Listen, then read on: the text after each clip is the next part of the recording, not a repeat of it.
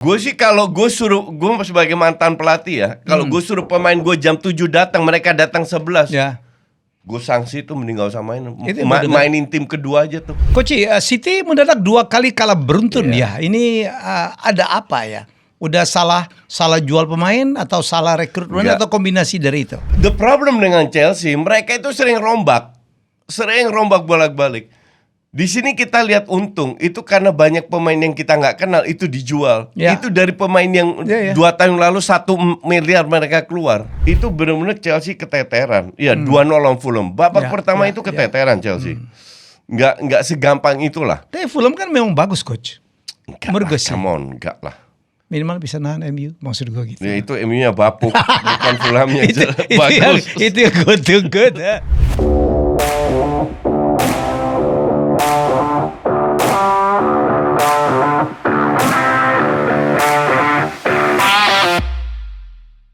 Ya, kita jumpa lagi. Sorry, minggu lalu kita tidak bisa siaran karena kita agak terhalang untuk masuk ke studio. Tapi situasi sekarang cukup kondusif dan saya akan kembali ngobrol dengan Coach. Pada minggu lalu ceritanya banyak banget, Coach ya. Ya, tapi ya gue juga off semua tapingan gue batalkan semua. Saya juga. Saya tidak posting apapun. Ya karena menunggu suasana lah ya. Ya, menunggu suasana dan kita show some sympathy terhadap. Lagi pula semua orang fokusnya ke sana lah. Semua orang fokus. Ya, fokus. Alhamdulillah sekarang sudah cukup kondusif ya. Sudah kondusif. Yang jarah-jarah nggak ada. Saya tuh pernah cuma berani bikin posting meski marah jangan jarah.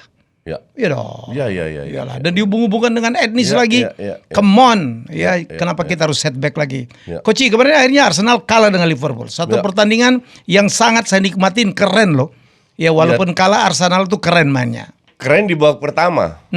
Babak kedua kelihatan Arsenal mundur ke babak sendiri. Di situ mereka kasih Liverpool ruang untuk bermain dan itu dimanfaatkan oleh Gravenberch terutama karena ruang yang ada di belakangnya defender midfielder Arsenal itu dimanfaatkan karena si McAllister agak turun ke bawah untuk ngatur dan Gravenberch agak ke depan. Disitulah mereka berkali-kali pegang bola melewatin zona defense Arsenal. Ini yang gue nggak paham ya. Arsenal main babak pertama itu full press. Liverpool itu nggak dikasih napas. Bahkan pegang bola 10 detik aja nggak bisa. Sering salah passing. Nah, sementara Arsenal nggak cetak gol. Dapat peluang tapi nggak cetak gol sama sekali kan. Pertanyaan gue kapan? How in earth seorang pelatih bisa mengambil keputusan untuk turun ke bawah? Dan sementara Arsenal belum unggul dan kelihatan pada saat mereka bertanding babak sendiri diserang terus karena Liverpool dapat ruang untuk bermain. Walaupun nggak banyak peluang besar, nyaris nggak ada peluang besar, tapi ya mungkin 1, 2 ya nggak banyak setahu gue. Tapi dikalahkan oleh free kick. Ini yang salah siapa? Yang salah Arsenal, Arteta. Gue masih inget itu zaman gue di net itu tahun berapa ya? Tahun 2015-16 lupa gue. Final Champions League. Allegri pegang Juve lawan Real Madrid. Real Madrid yang Zidane kalau nggak salah. Babak pertama Madrid itu di press. Minimal Juve harus unggul 2-0. Sedahsyat itu. Tapi skor 0-0. Babak kedua persis apa yang dilakukan Arteta, Juve mundur. Juve mundur, jarak pemain depan sama tengah jadi jauh, kasih mereka ruang untuk bermain, kalah 4-0, 4-1. Ini gue kadang-kadang nggak paham kenapa lu harus merubah sesuatu yang sudah bagus. Dan ini sering dilakukan Arteta, merubah sesuatu yang udah bener. Jadi kalau dari sisi permainan, babak kedua Liverpool, babak pertama Arsenal supposed to be seri. Dari peluang juga harusnya seri, sama imbang. Cuman free kicknya luar biasa dari Szoboszlai. Dan kelihatan kembali lagi Raya itu kayak Onana, lengannya terlalu pendek. Itu kalau De Gea, Courtois, Oblak dapat itu bola. Walaupun bola yang benar-benar di pojok ya.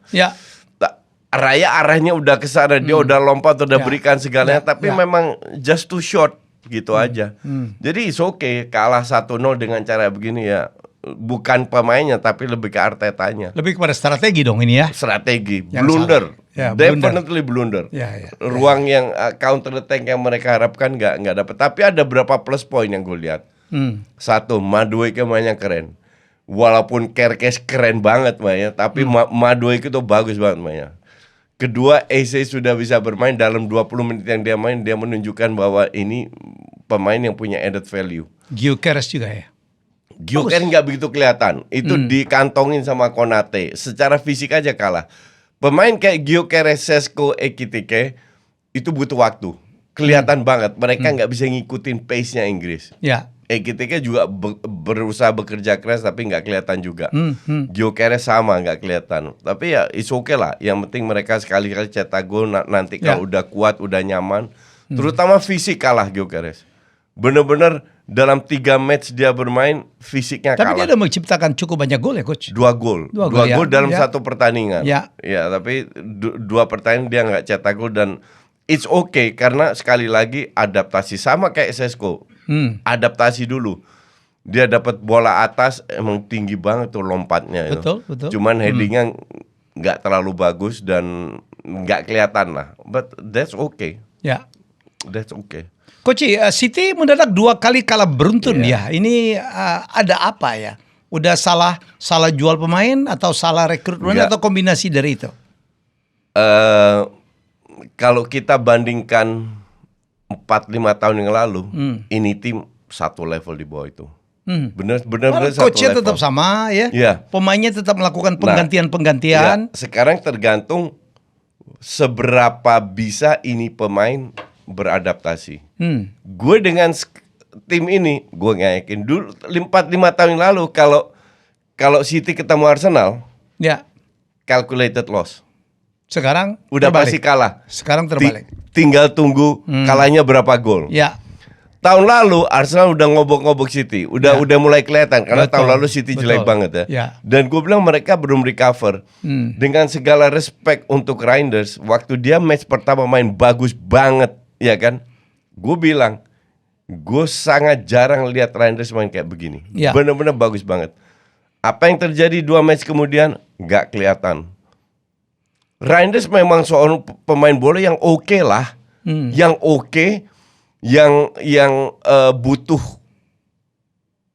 temen-temennya yang kualitasnya bagus agar dia keangkat.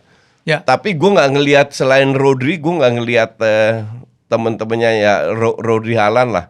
Yang lain mah biasa aja, nggak top lah. Padahal dulu ya kita ingat ya, dulu sempat City itu bermain tanpa striker murni coach ya. Iya. Tapi everybody can score. Iya. Wah gila itu ya. Iya karena football IQ dari pemain dulu jauh lebih tinggi. Sekarang ngandelin Bernardo Silva dari tahun lalu udah menurun. Gundogan udah dijual. Kevin De Bruyne Sudah tidak ada, dijual. udah dijual. Oke. Ya tinggal ngandelin Rodri sama Reinders. Si Nico Fernandes itu juga ya so-so banget. Jadi kualitas yang dibeli itu belum terbukti sama sekali. Ya. Sementara pemain-pemain legend yang tua itu sebenarnya masih punya pengaruh ya, dengan mereka pergi ternyata City-nya drop with the same coach. Jelas. Ya. Karena ya mungkin waktunya ya di usia segitu mereka sudah nggak bisa keep up dengan pace-nya di Inggris lah. Jadi mereka pindah wajar lah. Emang udah harus lama di rotasi, cuma mereka telat rotasi kan.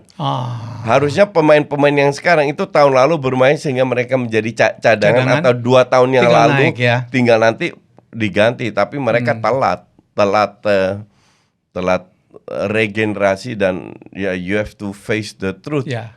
Gue nggak ngelihat City tahun ini jadi title contender.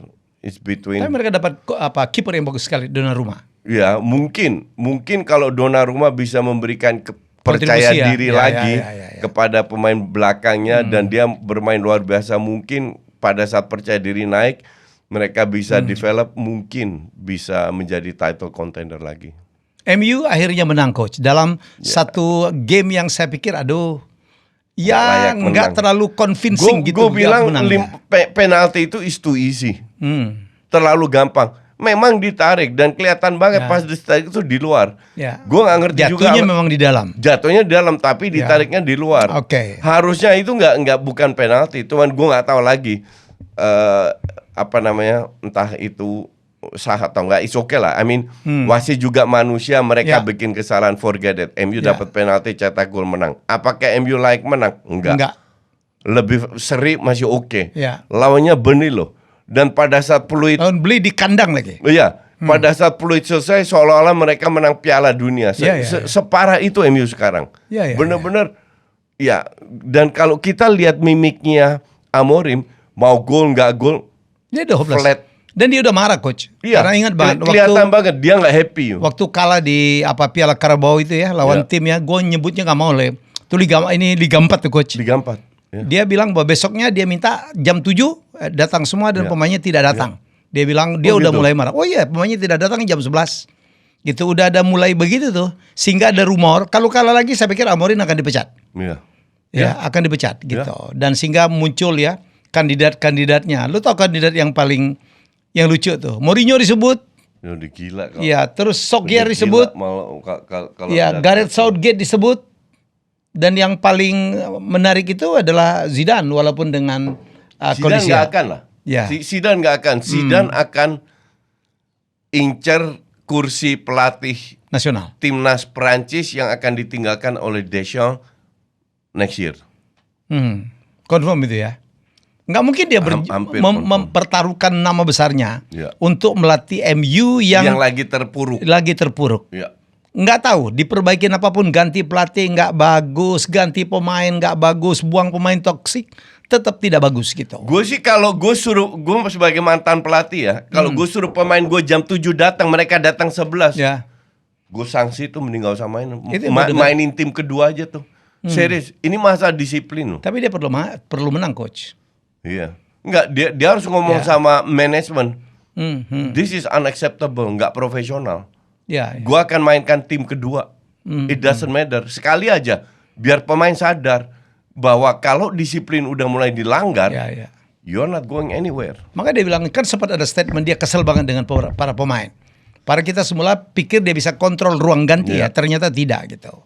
Ruang ganti nggak tahu ada apa itu di ruang ganti. Mungkin ada setannya kali ya. Ada toksik banget tuh. Iya gitu, toksik banget. Siapapun persoalannya di situ tuh, coach. Nah ini kan pemain-pemain MU akhirnya kan bisa laku terjual semua ya. Ada yang jual, ada yang Malaysia loan. Cuman Malaysia nggak worth it lah, gajinya kecil lah. Gaji kecil dan main sebagai super sub juga masih bisa. Masih bisa, nggak dipakai juga nggak apa-apa. Back MU cukup banyak tuh. Oh ya back MU cukup banyak nih, coach. Jadi menurut saya ini laku semua nih. Sancho ke Chelsea 40 juta, ini ke Napoli ya. Højlund. Sancho ke Aston Villa. Garnacho ke Chelsea 40 juta dolar. Ya semoga dia baik-baik saja. Ternyata dia tuh fansnya Chelsea dari dulu, coach. Ini agak belagu. Jadon Sancho akhirnya Benalu itu lepas juga ya kan. Kemudian ini ke Real Betis ya. Dibeli ya? Dibeli 25 juta dolar. 25 juta euro. Tapi dengan 50% sell on commission. Ya belinya 100 dulu. Gimana coba lo? Ini rugi banyak lah. Karena Betis nggak punya duit kan. Dan menarik juga MU sekarang dapat pemain-pemain yang oke menurut saya. Bagus. Cuman it's not enough. Ya. Sekarang 3 pemain dibeli. Pemain depan. Asumsi 3-3 main. Tapi tengah sama belakang sama. Bahkan sama kiper. Sekarang baru beli kiper baru kan. Kipernya insya Allah bagus ya. Kiper Belgia ini ya. Tapi selama belakang sama depan sama, kita nggak tahu. Saya pikir kalau belakang tuh, coach ya, backnya cukup banyak loh. Tapi Amorim itu selalu kopeh banget untuk 3-4-3. Kita lihat ya, 2 gol yang kebobolan lawan Fulham, Smith Rowe, kemarin Burnley, itu lewat tengah loh. Sama. Komposisinya sama. Di tengah. Kenapa itu cuma jaga satu orang doang yang jaga. Kalau menurut gue nih, coach ya, sorry banget ya, kesalahan MU sekarang itu kenapa milih Amorim sih? Kan ini belum terbukti. Iya, betul. Begitu banyak pilihan tuh. Termasuk dari Inggris tuh pelatihnya keren-keren, coach. Tapi manajemen MU itu kan random banget. Nggak ngerti gue. Gue nggak ngerti sama manajemen MU. Siapa ini? Cuman pelatih di Portugal gitu, liga apa yang lebih bilang? Ke-7. Liga ke-7 tuh. Ya. Mau juara berkali-kali pun nggak ada apa-apanya tuh. Ya lihat Gyökeres aja yang cetak puluhan gol ya gitu-gitu aja. Saya bilang tuh siapa yang pengaruh untuk ngambil Amorim? Hanya terpukau dia bisa ngalahin City pada puncaknya gitu. Yang nggak ngerti itu juga kalau kita Sial nonton aja kali ya. match itu counter sama penalti, 2 penalti kalau nggak salah. Tapi ya ini yang harus you have to move on. Sekarang Amorim udah masuk. Amorim ini kepala batu. Kita lihat banyak tim yang main 3-4-3 main bagus kok. Iya. Banyak tim yang karena nggak too wide. Ini antar lini terlalu jauh, antar pemain terlalu jauh. Jadi terlalu spread. Iya. Sehingga gampang banget kena counter. Burnley itu bapuk banget loh. Bisa cetak 2 gol. Keren golnya. Iya. Keren golnya. Wah, parah bener. Wah, ya walaupun Bayindir ya bukan kiper top dunia. Saya pikir dosa Ten Hag paling kenceng itu adalah memaksa untuk ngambil Onana buang De Gea tuh. Iya. Ya Allah, mendingan De Gea kemana-mana coach. Itu mau dibayar berapapun mau. Iya. Lihat kesetiaan dia kan nggak mau direkrut oleh tim IPL loh. Itulah kalau pelatih juga terlalu kepala batu, nggak bisa memanfaatkan sikon yang ada. Padahal ya contoh paling bagus slot nggak merombak, nggak apa, dia cuma ganti Gravenberch ke Endo, diganti sama Gravenberch bisa juara. Nggak perlu rombak total. Kalau Ten Hag ya rombak total juga. Datengin banyak pemain yang diinginkan yang ujungnya flop semua. Ya. Siapa ya rekrutan Ten Hag yang masih oke tuh? Lisandro Martinez oke. Mazraoui lagi ancur-ancurannya ya. Siapa? Lisandro Martinez. Cedera terus gitu. De Ligt oke. Mason Mount tidak oke. Mazraoui oke. Nggak banyak lah. Onana the biggest flop. Ya. Onana itu flop banget. Harganya mahal. Gak ngerti ya kok bisa kayak begitu. Højlund gak oke ya. Di Inter sama Ajax sih oke loh. Siapa? Si Onana. Liganya beda bos. Iya sih. Lo rating Liga Italia Serie A? Sekarang 2. Iya. Di atas La Liga. Di atas La Liga. Karena Barca berapa tahun gak perform kan. Madrid juga gak perform amat. Iya. Jadi poinnya turun. Tahun lalu semifinal kan tim Italia semua ya yang mengagetkan kita ya. Ada Inter. Ya, di situ mereka dapat poin. Dapat poin banyak. Terus pada dulu tuh kan Liga Inggris tuh coach, pernah semifinal 4-4-nya. Pernah semifinal 3 tuh. Ya. Jadi untuk gue sih ya you have to move on. Memang banyak pemain yang nggak flop, tapi ya pemain ini stuck dengan kontrak dan sekarang nggak ada alasan lagi kalau tahun lalu Amorim masih bisa bilang ya terlalu banyak pemain toksik, sekarang pemain toksik dibuang semua. Kita lihat. Dan dia dapat pemain yang dia mau ya. Dan pemain-pemain bagus juga. Kalau seandainya benar pemain disuruh datang jam 7, datangnya jam 11 ya masalah ini belum hilang. Ya itu yang gue pernah baca itu. Coach, kita lihat Liverpool tuh ngamuk. Mereka melakukan spending yang gede banget. Hampir 500 juta. Tolong lihat daftarnya itu ya. Untung Gehi nggak jadi. Kalau Gehi jadi 500 juta tembus itu. Ya tapi Gehi kan nggak terlalu mahal ya. Cuman berapa puluh juta gitu. Ya 30-40. Ya inilah ini. 1, 2, 3 ya. Ya itu Liverpool itu semua tuh. Jadi mulai dari Isaac, coach itu memecahkan rekor sebagai pemain Liga Inggris termahal dengan 130 juta pound. Ya gila sih. Ya. 150 euro. Woods, siapa lagi tuh? Satu lagi yang mahal juga tuh. Ekitike mahal juga. Wirtz, Ekitike. Ya. Tuh lihat Liverpool hampir 500 juta dolar tuh. Chelsea 328. Tapi Chelsea tuh coach untung tuh. Yang lain kan merah semua tuh, defisit semua. Arsenal 293 tuh. The problem dengan Chelsea, mereka itu sering rombak bolak-balik. Di sini kita lihat untung itu karena banyak pemain yang kita nggak kenal itu dijual. Itu dari pemain yang 2 tahun lalu 1 miliar mereka keluar. Tapi menurut gue sih keren loh. Kan enggak. Sekarang prestasinya enggak. Bentar. Antara penjualan dan pembelian Chelsea beda. 2 hal yang dipisah. 2 tahun yang lalu pada saat mereka merombak semuanya, mereka beli pemain hampir 1 M. Nah sekarang pemain-pemain ini yang banyak yang nggak dipakai, yang 45 pemain itu sebagian dijual laku, tapi ada yang rugi juga. Joao Felix rugi, Nkunku rugi. Nggak, ini kita ngomong overall aja ya. Iya, karena banyak yang murah-murah yang kita nggak kenal. Di situ dijual. mereka untung. Iya. Tapi kalau dibilang 4 juta ya nggak untung-untung Nah, amat. tapi secara prestasi coach, kan sekarang bagus nih Chelsea. Kan baru 3 match. Nggak bisa jadi parameter juga. Tahun lalu, Mereka juara dunia loh antar klub. elah juara dunia itu please deh. Itu kan turnamen abal-abal itu yang banyak tim besar nggak ikut. Tapi kalau kita lihat itu, jadi jangan terbuai hanya tahun ini mereka untung. Tapi mereka sebelumnya udah 1 M keluar, oke? 1. Kedua, pemain ini tiap tahun dirombak terus. Iya. Which is not good. Karena sebagai tim, City sudah menunjukkan, Liverpool sudah menunjukkan, ini butuh pemain inti terus. Pemain inti yang harus dipertahankan. Nggak tahu lagi tahun depan apa yang dirombak. Kalau kita bicara Chelsea juara dunia, tahun lalu itu Chelsea itu baru di minggu-minggu terakhir masuk 4 besar loh. Ya. Atau 4 besar. Rank 4 loh. Bisa juara dunia. Ya. Can you imagine levelnya seperti apa? Tahun ini baru 3 match, Chelsea bermain solid. Nggak terlalu bagus, nggak ditonton oke, nggak jelek juga. Tapi mereka solid, efektif, dan efisien. Jadi mereka layak menang match pertama, sekali seri 2 kali menang kalau nggak salah. Jadi mereka layak berada di papan. Cuma yang jadi masalah dengan Chelsea kan sama. Konsistensi. Waktu kemarin mereka menang 0-2 kalau nggak salah lawan siapa itu. Itu gue nonton di babak pertama, itu keteteran Chelsea lawan Fulham kok nggak salah. Itu benar-benar lawan Fulham kemarin. Iya, itu benar-benar Chelsea keteteran. Iya, 2-0 lawan Fulham. Babak pertama itu keteteran Chelsea. Nggak segampang itulah. Tapi Fulham kan memang bagus coach. Enggak, come on, enggak lah. Minimal bisa nahan MU, maksud gue gitu. Ya itu MU-nya bapuk, bukan Fulhamnya bagus. Itu yang good ya. Pasti dia ngatain MU itu.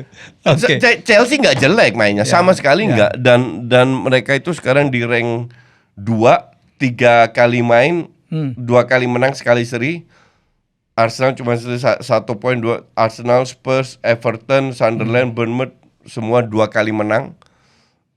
Lihat dong. Chelsea juga doang. Hanya Liverpool doang satu-satu yang 3 kali menang. Hanya Liverpool. Perfect ya. Lo lihat City di bawah MU coach. Iya. Iya. Dan tanggal 14 City ketemu MU. Prediksi? Ya MU kalah sih. Kayaknya City ngamuk sekarang. Setelah 2 kali beruntun kalah, gue nggak ngelihat. Tapi gue lihat dengan kiper yang baru ya, kan lebih confident. Iya. Dua-dua kiper baru nih coach. Iya. Ya dong. MU dengan kiper baru. City juga dengan kiper baru. Yang parah itu Kunya, ya itu cedera. Mason Mount mendadak bagus sekarang coach. Mason Mount oke lah.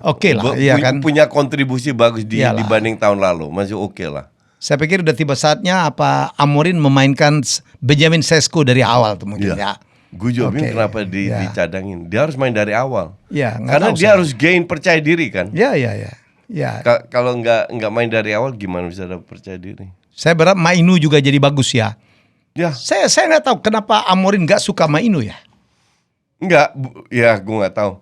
Mainu ini kan dia bilang harus gantiin Bruno. Ya repot lah mau gantiin Bruno. Kenapa nggak di pairing sama? Iya, di tengah. Dan menurut dia Maino itu lebih cocok di depan. Tapi gue nggak ngelihat Maino itu juga bahkan di bawah Ten Hag pun demikian. Dia lebih main ke depan. Tapi gue bilang dia lebih cocok box to box, bahkan DM mungkin bisa. Awal-awal kan dia bermain sebagai box to box, bukan sebagai attacking midfield. Sekarang dia minta gantiin Bruno sebagai attacking midfield. Ya gue nggak tahu. Intinya pemain kayak Maino ini harus latihan, bersabar. Pada saat dapat peluang berapa menit dia harus menunjukkan. Iya, itu aja. Nggak usah banyak tingkah, nggak usah ngoceh-ngoceh di media kayak Garnacho. Kayak gitu. Itu nggak ngerti gue pemain kayak begitu. Itu benar-benar IQ-nya rendah banget Garnacho itu. Oke, Coach, kita lihat inilah pemain-pemain termahal Liga Inggris yang tahun ini agak mengagetkan. Kita mungkin punya daftarnya, silakan. Yang pertama adalah Alexander Isak. Lihat 1, 2, 3 ya. Florian Wirtz, kemudian Hugo Ekitike, 1, 2, 3 pemain termahal. Gila apa Liverpool ya. Ya. Kemudian keempat baru Nick itu diambil oleh Newcastle. MU nomor 5, 8, 9. Tapi nggak terlalu mahal lah ya, so-so lah. 3 orang ini paling ngabisin 200 juta ya. Arsenal ada nomor Victor dan Martin Zubimendi. Yaitu. Jadi kita lihat ya, ini yang terjadi top 10 IPL transfer dan tren keluar ya. Trent Alexander ke Real Madrid. Wah, itu kenapa? Gue kan selalu bilang Portugis scam kan. Dalam arti pemain dari Portugal banyak yang scam kan. Tahun ini kayaknya German scam. German scam. Birch, Iyalah, Ekitike, Florian dia Wirtz. Terus Sesko. Kenapa yang mendadak menjadi menarik perhatian Coach ya?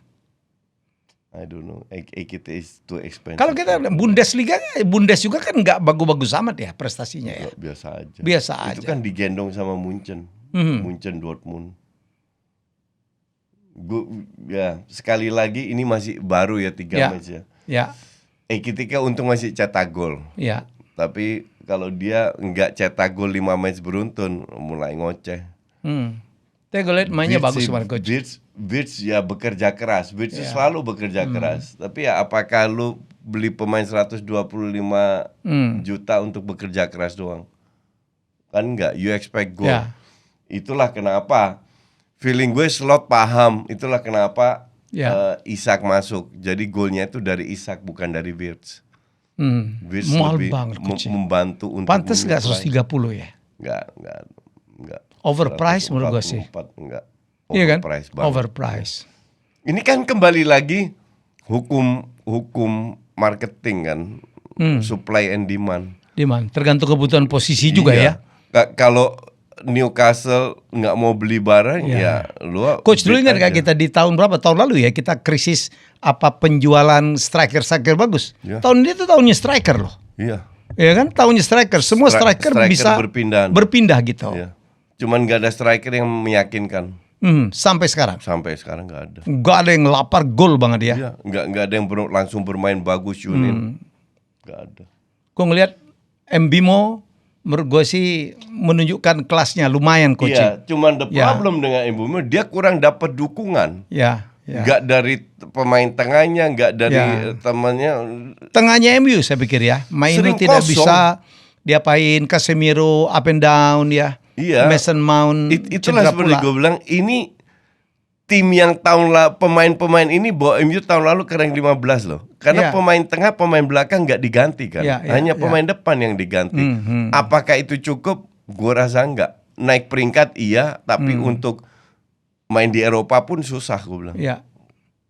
Sekarang Kunya aja cedera. Ya. Tapi sekarang backnya MU mendadak bagus tuh Euro ya.